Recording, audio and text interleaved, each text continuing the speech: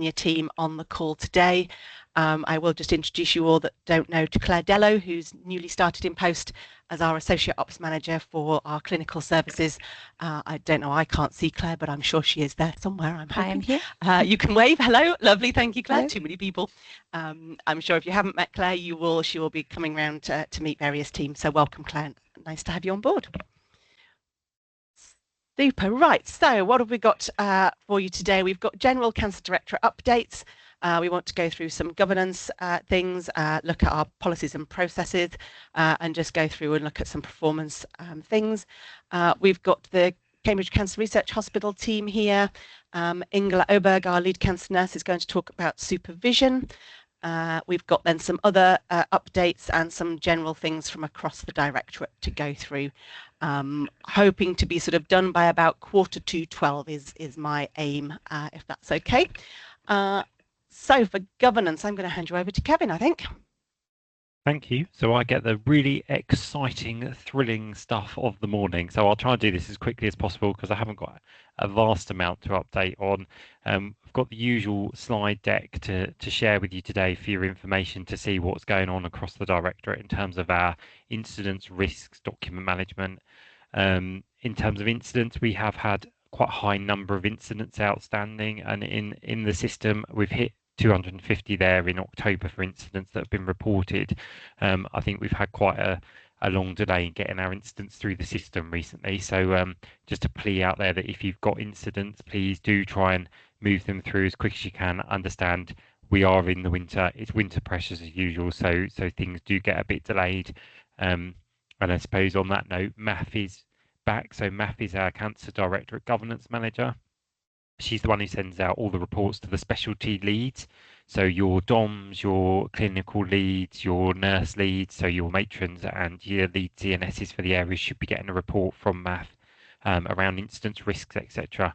So they can be sharing that with you, but Math is there to support you. And I'll put the email address in the chat shortly around how to contact the governance inbox, and if there are incidents and they are allocated to you and you need some support in getting them through, do reach out to Math and she will give you some support with that. There's a bit of a summary there on learning from our incidents and where our biggest incidents occur. As always, it is around things like medication, admissions, and I think reflective of our usual pressures there really.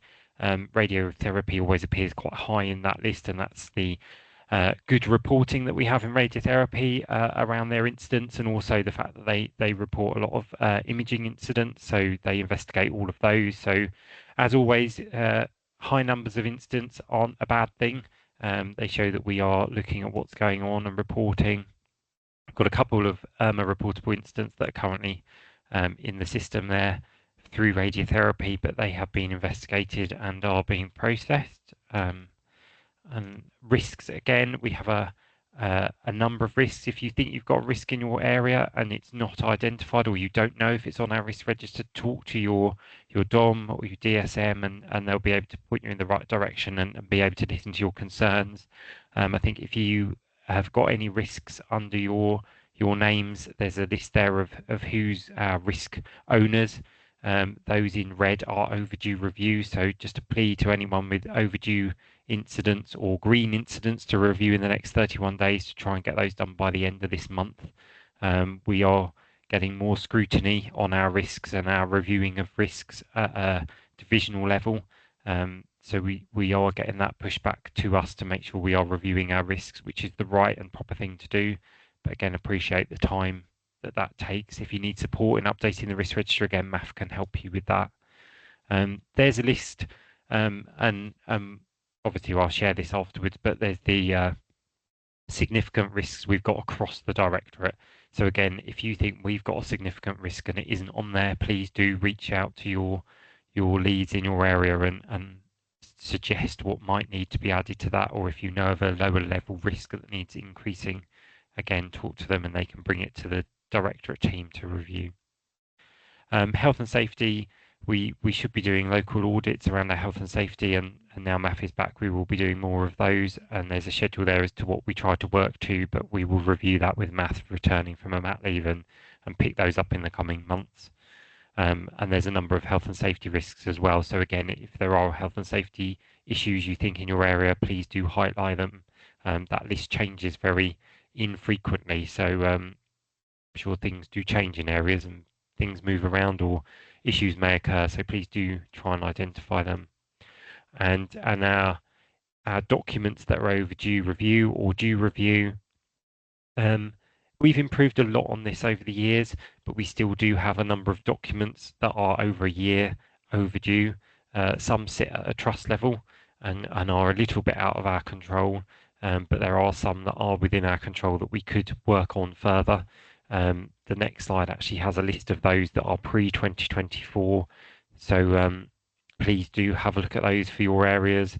If you know of them, if you can help support, get them updated. If there are names on there that aren't right, please do let us know. Again, that's through the quality team, as in Sue and Emma and the QA managers. And I'll put their email in the chat and ping them an email and let them know what needs changing there, or if you could support in getting those through. And this is the nice slide in some ways, in that this is all some of the positive feedback we've had across the Directorate in the last quarter. And I think I always like to reflect on this a little bit. We spend a lot of time running around, not having a lot of time on our hands, sometimes going home thinking perhaps we haven't done a great job and that things could have been done better, or getting complaints or incidents and thinking, oh, but there is a lot of positive that goes on, and we should celebrate that and reflect upon the good things that do happen and the positive feedback we do get. There is some feedback there across the Directorate of the impact that we've had on patients and the positive things that have gone on. So just to take a moment to have a look at those, and again, I'll share the slides afterwards so you can have a read of them. The patient experience report gets sent to all the specialty leads, so hopefully that gets shared across the Directorate and wider. If you don't get a copy of it or you want to see it, please do go to your DOMs, your nurse leads, your clinical leads. They will have a copy of it sent to them by MAF each month. And then I've got one other very dry and dull bit just to talk about, which is our Directorate processes and policies. Obviously, we have things that span everybody within the Directorate, and we have got a page dedicated to it on Connect where you can find links to all these policies that affect everybody. So things like approving processes, ordering IT equipment, things like our annual leave policy, our roles and responsibilities and organisational structures. They are there for the entire Directorate. And they are available on our Connect pages. The link is there. There are expanders on there, so you can find them hopefully a little bit easier. Trying to find them in OnCallNet is often a challenge, so this should hopefully help you to wayfind to them. And just one to highlight here is the Directorate approval process. So if you need a VA approving, if you have bank enhancements that need to go through, a replacement medical post, WLIs, change requests for Epic, IT equipment you need, if there's CMRs, investment proposals, buying equipment, anything like that, there is one process that is within there. It's CD305. Claire always raises her eyebrows at me when I can quote the numbers back, but it does tell you literally what steps need to be taken to get approval of virtually everything, and that document is linked to within that Connect page, so it's worth remembering or highlighting that link and favoriting it in Connect. So I'll move on from the dry governance side of things and let Claire talk about more exciting performance data. Oh, you're not selling it very well, Kevin. I'm not entirely sure it's more exciting. Just to go back to Kevin's previous slide in terms of the approval process, you may think that circumnavigating the approval process gets you there quicker. I can guarantee you that you will eventually come back round to the approval process and to come back to us at the Cancer Directorate team. So you might think that you've managed to skip a few steps, but it will always come back and halt things. So please try and follow that approval process. We've tried to make it as straightforward as possible, put all the links in there to all the documents that you need, and make it step by step. So print it out, stick it on your walls, wherever it needs to be. That's the steps you need to follow. If it doesn't include something and you think there's something missing, please let us know. So we try and make things easy and keep it all in one place. So please do shout. So on to performance then. I wanted to keep this really simple and look at the national things that we are measured on as a trust and that are relevant to us in the Cancer Directorate. So next slide, Kevin, please. So there are three areas really that nationally are the big focus, and I'm sure you'll have heard about these on the news. And we had a publication last week, it could even now be the week before, from Wes Streeting, who's the Health Minister, for where we are focusing on in terms of recovery from the NHS and our waiting lists. And these three areas were part of that publication that came out. So for this financial year, 24-25, from a cancer waiting times perspective, we have to achieve 70% along our 62-day cancer target. So that's from referral to treatment. And we have to achieve 77% for our faster diagnosis. So that is from referral to telling a patient that they do or do not have cancer. They are reduced targets for this year to help us recover after the pandemic. And so those targets will be going up year on year. So you can see there that actually we've done really well across the year. And obviously these are cancer targets that are trust-wide. So this isn't just the Cancer Directorate. This is all teams trust-wide. But we do really well on these, and they will increase next year. So we need to continue to look at our cancer pathways. The area for cancer weights that we don't do so well as, and it isn't actually a national focus this year, but I'm sure it will be for next year, is our 31 days. So from when a patient makes a decision to treat, to have their treatment, we are in the bottom 5 trusts in the whole country for that metrics, which obviously is not where we want to be from a performance, or equally for our patients. There's 2 areas to our ability to not meet that target. One is radiotherapy. So we are really struggling at the minute with workforce gaps in radiotherapy, trying desperately to recruit more radiographers. So if any of you out there know of radiographers that would love to come and work at Cambridge, we would love to have them. And the other one is from a surgical perspective. So particularly within skin cancer, the team are struggling to book all their patients for skin excisions within 31 days. But there is an element, and particularly for us, patients with suspected kidney cancer having their surgery, we're really struggling with capacity for kidney surgery. But otherwise, say from a cancer weights perspective, we do okay. The other element for us all is the national referral to treatment. So some of you might know of this as 18 weeks. You can see there we're a long way off 18 weeks. We're currently at 65 weeks. So if you are referred by your GP on a routine pathway and you are within one of our Division B teams, you may wait 65 weeks for your treatment, which you can imagine is a huge amount of time. Particularly the area where we have longest waiters is in urology. So obviously our breast, gynae-onc teams, oncology, hematology, we have a large amount of cancer pathways in there. So obviously our cancer patients are not waiting that long. But particularly for our medical hematology team, we've had some consultant gaps. So their wait is slightly longer. It's not quite as long as it is in urology. So we're doing some work in medical heme to reduce that wait time now that we have consultants in post. And it's urology where we are particularly struggling.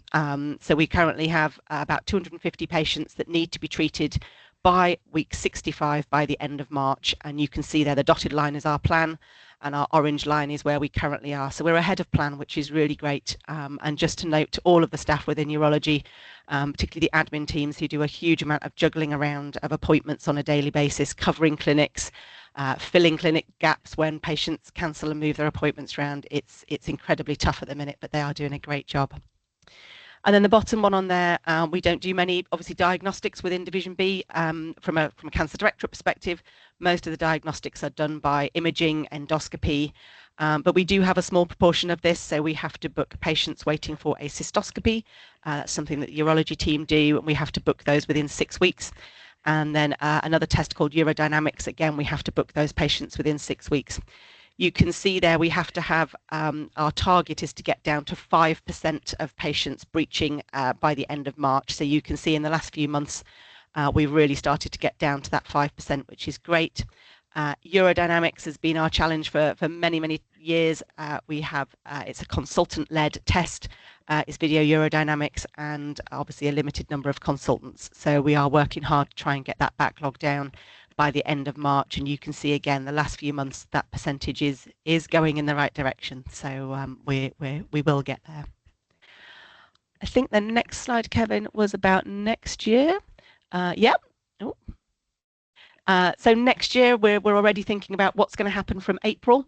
So as I mentioned earlier, we think that our cancer waiting times targets will increase. So this is draft. We haven't had final confirmation, but with an ear to the ground, this is what we think is going to come. So we think our faster diagnosis will increase from 77% to 80%, and we think our 62-day performance will increase from 70% to 75%.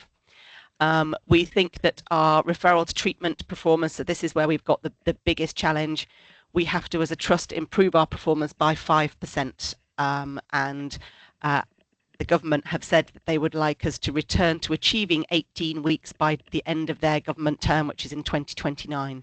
So you think for urology, having to go from a wait time of 65 weeks down to 18 is a huge ask. So what we need to do in urology is try and reduce our wait time to first appointment to week 26 for patients on a routine pathway. And to give you a size of that problem for urology, that is to see an additional about 4,500 patients in the next year, which obviously is huge for them.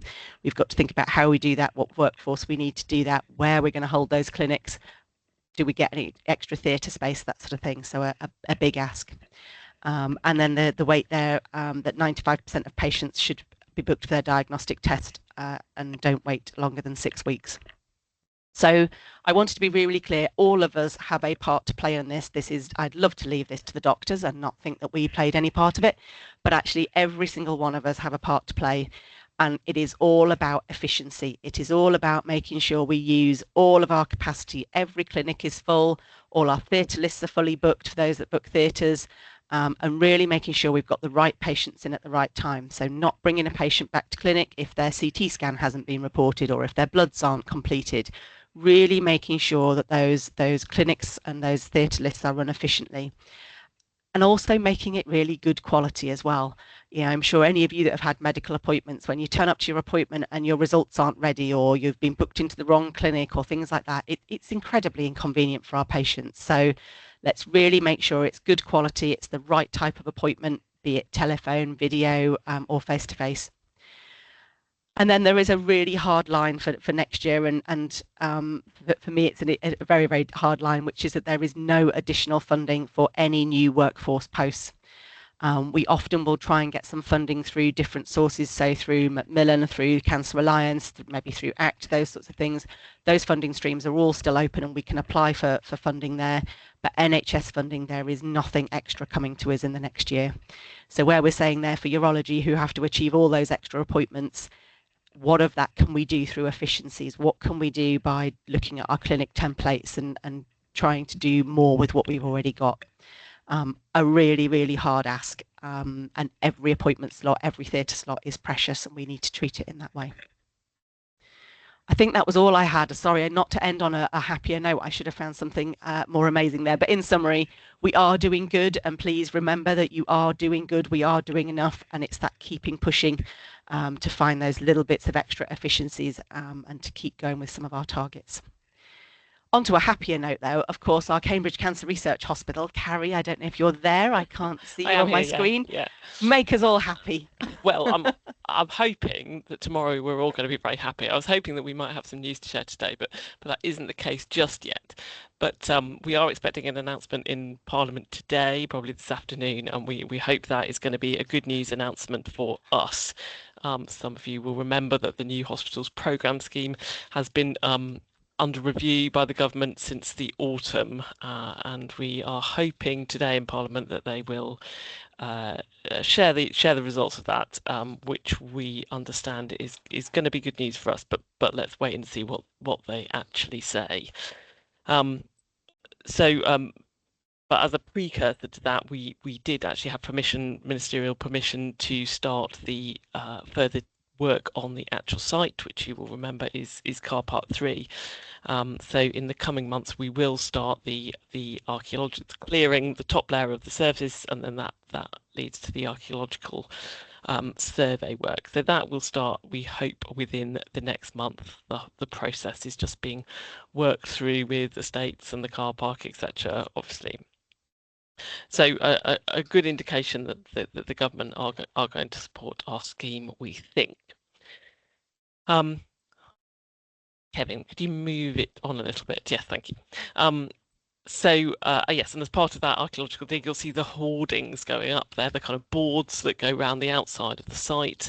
And our comms team have done some great work producing some new artwork for those. So you'll hopefully see big pictures of people you recognise along those boards, showing the kind of people and teams that we hope will be working in this building, as well as some of our patients.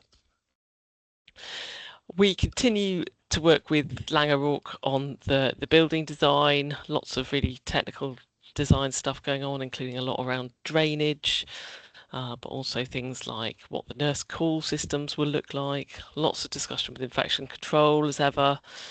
Some work around the facade, so what the outer panels of the building and the inner courtyard panels of the building look like, really to see whether we can refine that to save any money without compromising the overall look of the building. And of course the planning team at the local authority are very interested in that, so there are limits to what we can do. But that cost point is an important one, and we do have to keep driving down the cost of these buildings.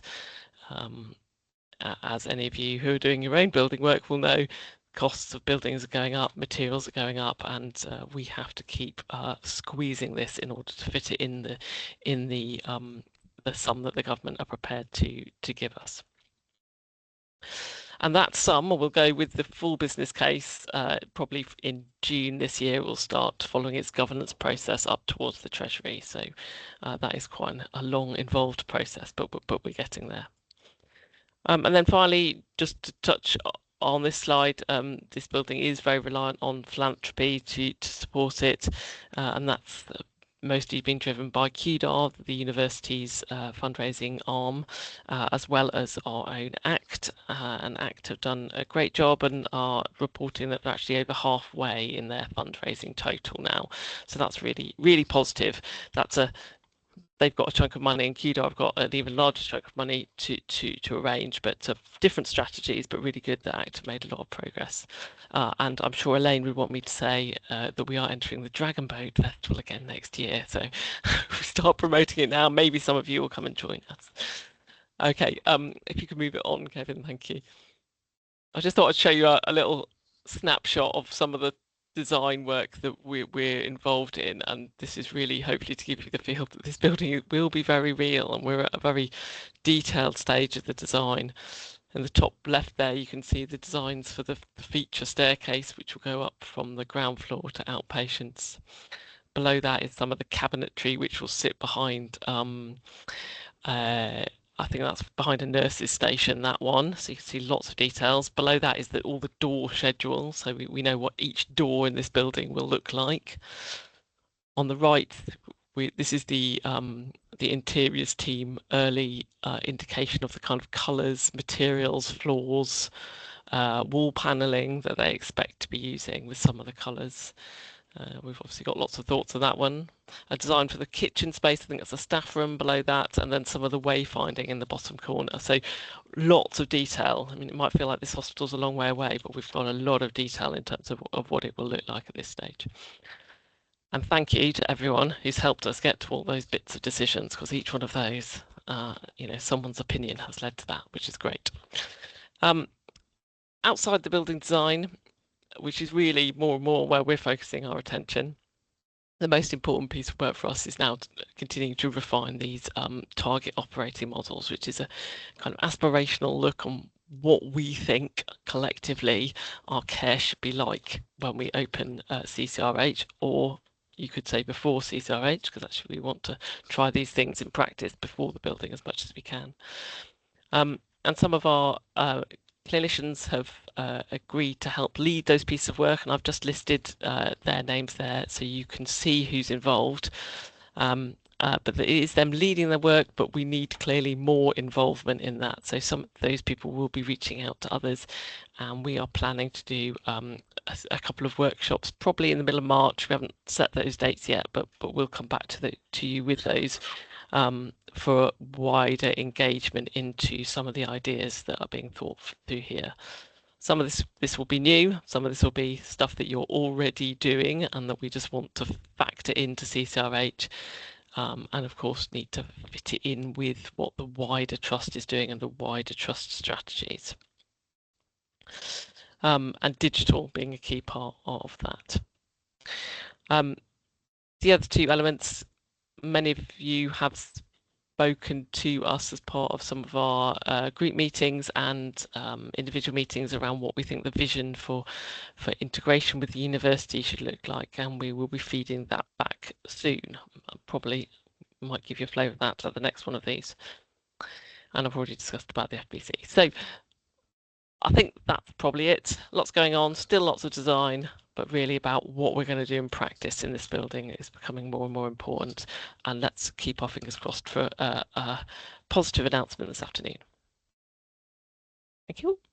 Thank you, Carrie. So yes, absolutely. We're all very keen and anticipating that government announcement, aren't we? And I'm sure lots of other trusts around the country are as well. If anybody on the call feels that they have a burning passion, desire to get involved more in the cancer hospital, want to come and choose the colour of the walls, the design, look at pathways, that sort of thing, Carrie, how do people get involved? Are you looking for volunteers? Yes, yeah, we are. So I think if you really want to add something and that you haven't got a route to do that already, because obviously me, Ingrid, Rachel on the call here, and Elaine are already in touch with a lot of people through different groups. You know, probably best place is to get in touch with me in the first instance, and we can see quite how we best fit that in. Fantastic. And equally, if teams are feeling a little bit left out and that they don't know what's going on, one of you would be happy to go and link in with those teams and update. Yeah, definitely very, very happy to do that. Yeah, again, just drop me an email and one of us can definitely come and talk face to face or virtual, whatever you prefer. Fantastic. Thank you. I hope lots of us on this call will step foot in this building one day. So yes, really important for us all to engage. Thank you very much. So next up, Ingela to talk about supervision. Thank you very much. So good morning, everyone. For those of you who haven't met me, I'm Ingela, lead cancer nurse. And I think this all started, well, many, many moons ago. I think both Lisa Putt and Hannah Brown, lead cancer nurses before me, were tasked at looking at the idea around clinical supervision. But at my interview some 8-9 months ago now, it was one of the main things that they wanted me to unpick when I came into post as lead cancer nurse. Next slide, please, Kevin. Thank you. So I was asked to look into the aspect of clinical supervision and support models and see what we can do both from a well-being support, but also of how we provide clinical supervision.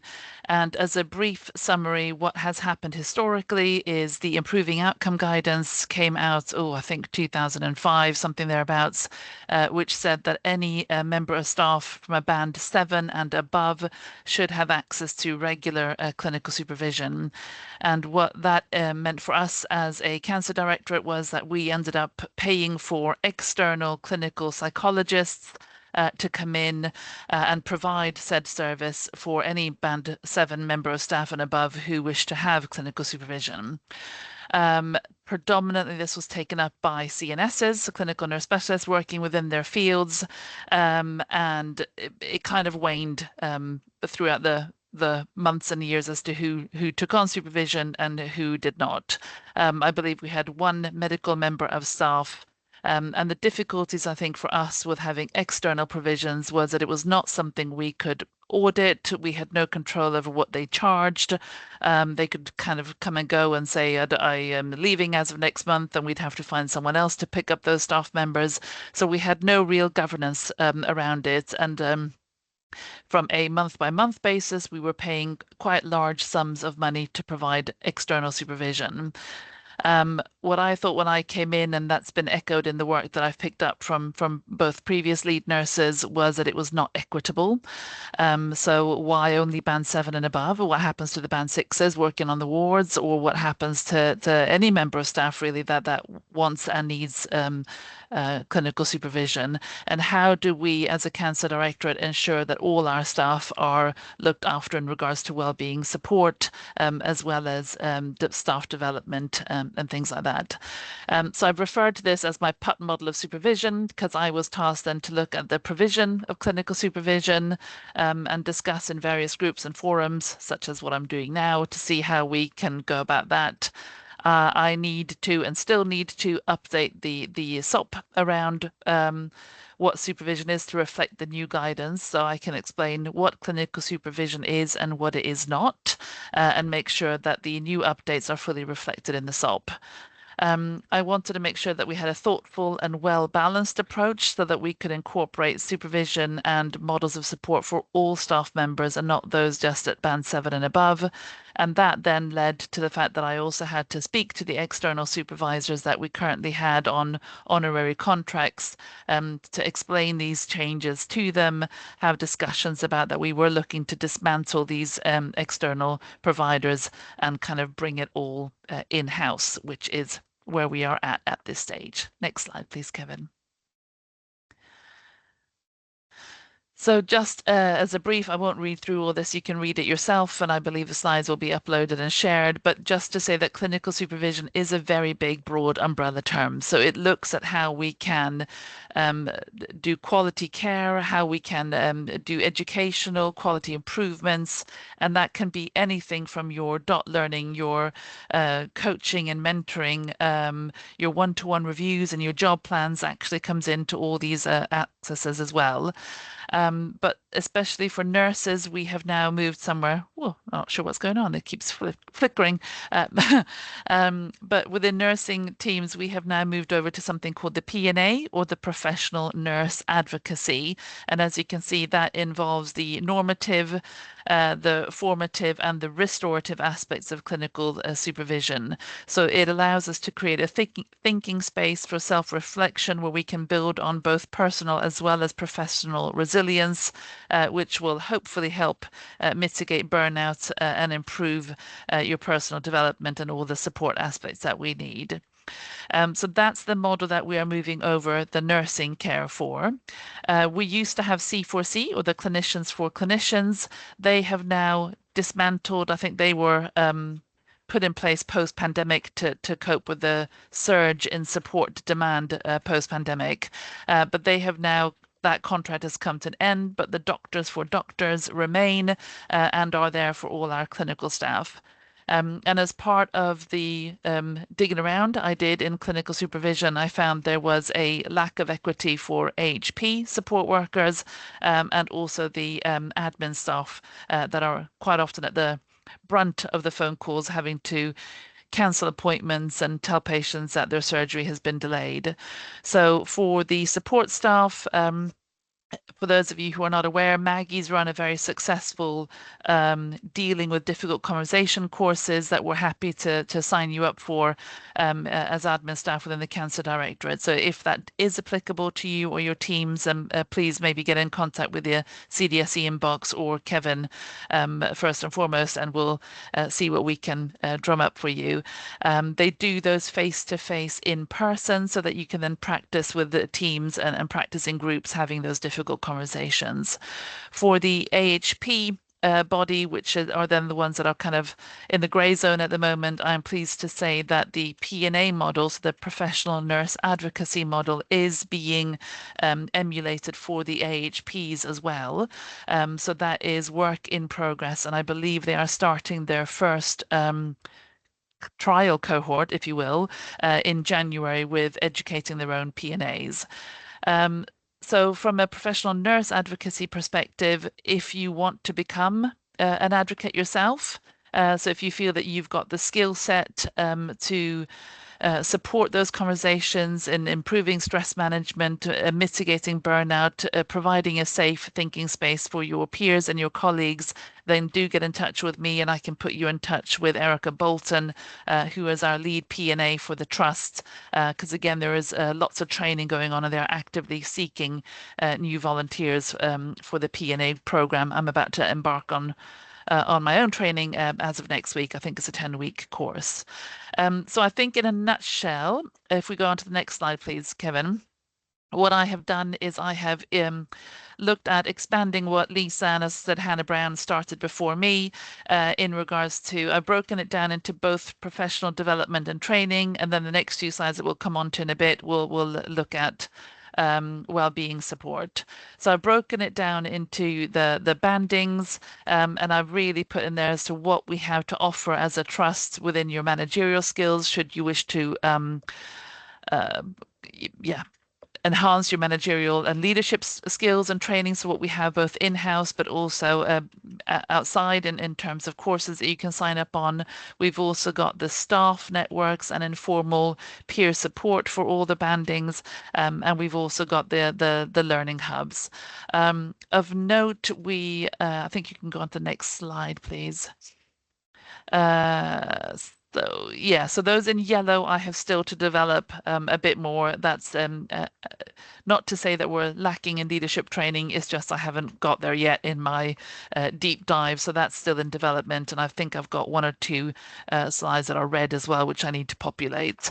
So it's just goes to show what we have in place for the cancer support team, our healthcare professionals, and our admin staff, as I touched on earlier. So lots of study days, in-house support, and leadership and managerial skills training. Next slide, please. So then looking at your emotional, psychological, and well-being support, I've put that into groups of clinical supervision and restorative practice, your informal peer support, and then your psychological support that we have. And that's what I wanted to bring to your attention, is that we have now moved providers from Care First to something called CIC, which you can see in the far right-hand column, second one down.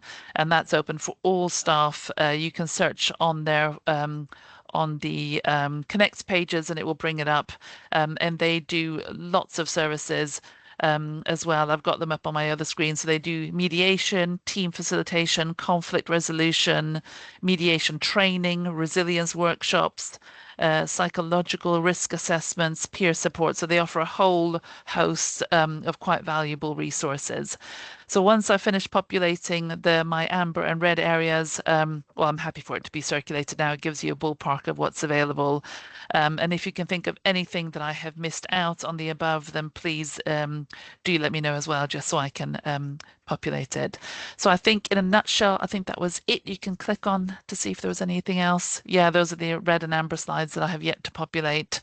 But that's really it in a nutshell. So we are moving over from external clinical supervisors to the professional nurse advocacy for nurses, doctors for our clinical colleagues, and the AHP P&A networks is being developed as we speak and should be with you shortly. And then for the admin staff, we have in-house provisions both within the chaplaincy team, Maggie's, and the Dealing with Difficult Conversations courses. So that's all I wanted to update on. Thank you.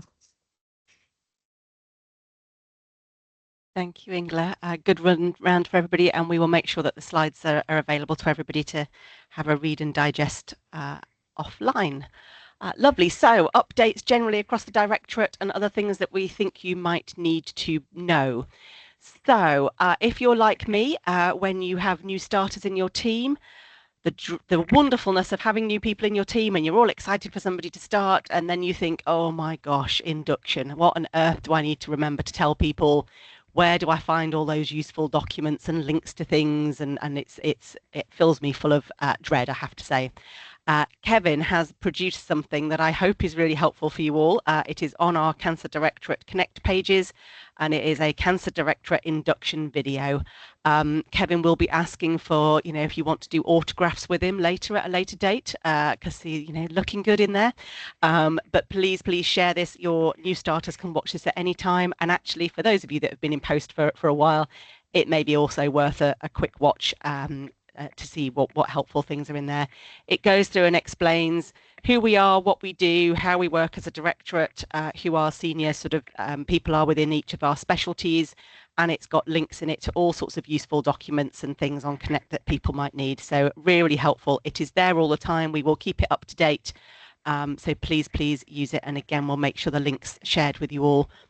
If it's not useful, if we've missed things from it, again, please tell us. We're very happy for feedback. If it's something that actually is completely irrelevant and we've missed the mark and it's only me that struggles with inductions, again, please tell us. But I hope it's really helpful for you all. Please Just use to it. say we get a list now of all new directorate new starters every month, and it usually covers the previous month. It's a bit lagged for December, but we will automatically send the link and a welcome email to any new starters that appear on that email list, that workforce list that we get. So they will automatically get a link to this page with all the information on. Thank you, Kevin. Important point. And also then added to our Cancer Directorate distribution list as well. So they get all of our regular Wednesday updates and things as well. Really important. Lovely. Please use it. Thank you very much. And I say, I'm sure Kevin will provide autographs when requested. No, he will not. And it was very embarrassing to record. Just on the web pages, one Claire, Laura, I think, is here somewhere. And I think Laura is happy to talk us through the cancer web pages. Can we do a bit of praise and a bit of light shining, please, on our cancer support team? This is an amazing development. So, Laura, if you're there, sorry you don't get away with hiding on this one.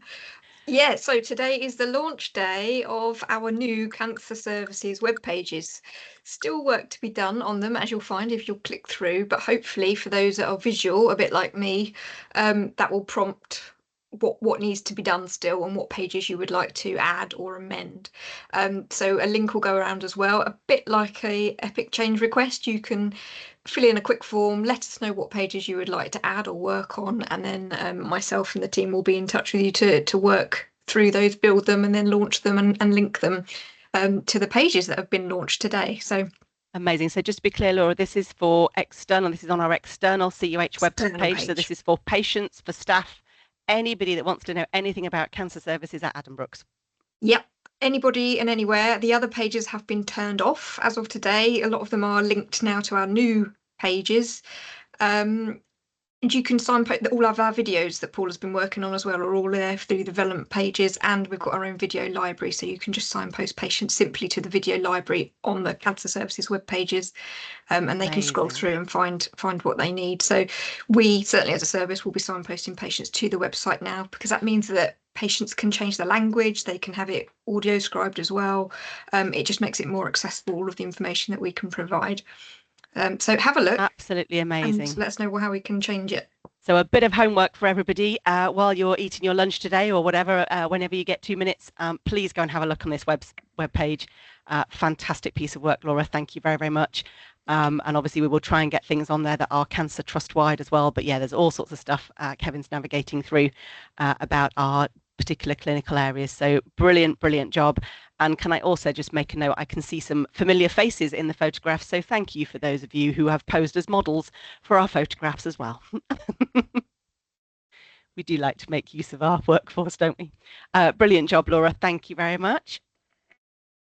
What's next, Kevin, in our exciting news? Oh, even more exciting now. We see we're going for it now, aren't we? So those of you that haven't realised, every year there is a World Cancer Day. It is on the 4th of February, so nearly 2 weeks away now. And normally at CUH, we don't do anything for it. I think there's been a few little bits done previously over years.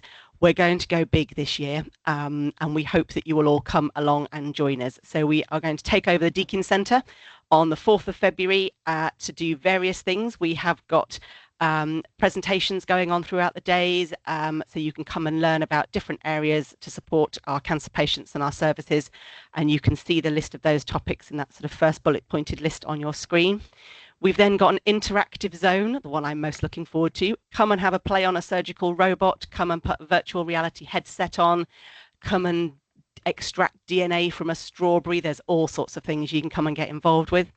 We're then going to have some stalls available from various teams across our cancer services, with really the purpose of the day is for us all to get up to speed on what's available for our patients across our services, to learn from each other, to see some really great examples of best practice that we're doing, and generally celebrate fantastic cancer services that we have. So it's available for staff. We haven't invited members of the public.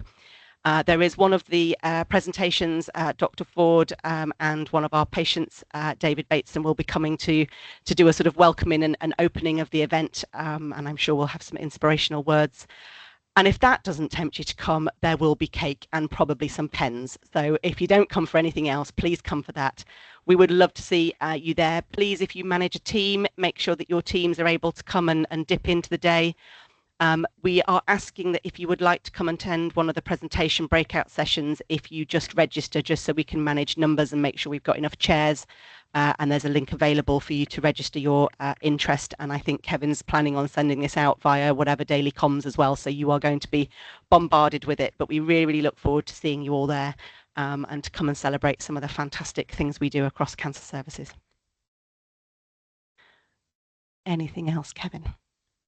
Oh, annual leave carryover. Of course, it's that time of year, isn't it? So a reminder to everybody again, this has gone out multiple times. Let me wind back a bit. Obviously, we all have our annual leave allocation for the financial year. That will come to an end on the 31st of March 2025. If you have not used your annual leave, you will lose it. So you need to do something, and ideally that is book your annual leave if you've got time and that you can take it. Really, really important to use all your leave in the year. I am one that never uses any of my leave in all of my leave in a year, and for the first time ever have done this year, and I do feel better for it. So please use your annual leave. If you can't fit it all in, there are multiple options. You can sell back your annual leave or you can request to carry over your annual leave. So annual leave carryover should only be used in exceptional circumstances. It should not be used because you haven't planned properly. So exceptional circumstances only. And some of the questions that I've been asked is it only annual leave that you can carry over, or can you carry over bank holiday leave? So you cannot carry over bank holidays. What you need to do is change some of your leave in year to be bank holiday, to use up all your bank holiday entitlement in year, and then either carry over or sell back your annual leave that you've got left. There's a process, as always, to request carryover, and you need to complete that carryover regardless of the reason you're asking for it. So, for example, if you have somebody on maternity leave who absolutely will be carrying over their annual leave because they can't take it while they're on mat leave, you still need to complete one of these forms. It will be an automatic, obviously, approval when someone's on mat leave, but we still need to register them all, and we still need to follow this process. So please, if you haven't already done so and you've got people in your team with annual leave still to use, then please make sure you are requesting carryover or to sell back.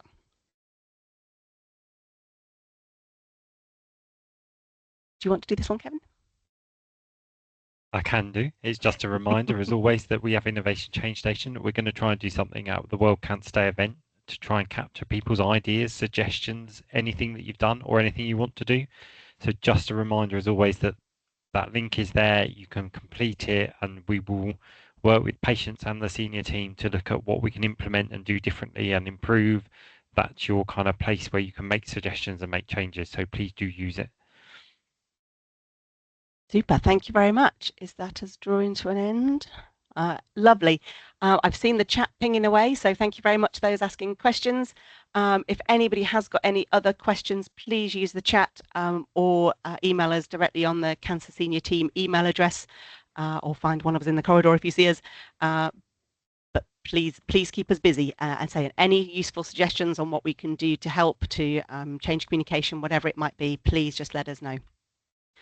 And I think then that's all I need to now say is thank you all very much, as always. It is a pleasure to work in the Cancer Directorate, and we do an amazing job, every single one of us. So thank you very much.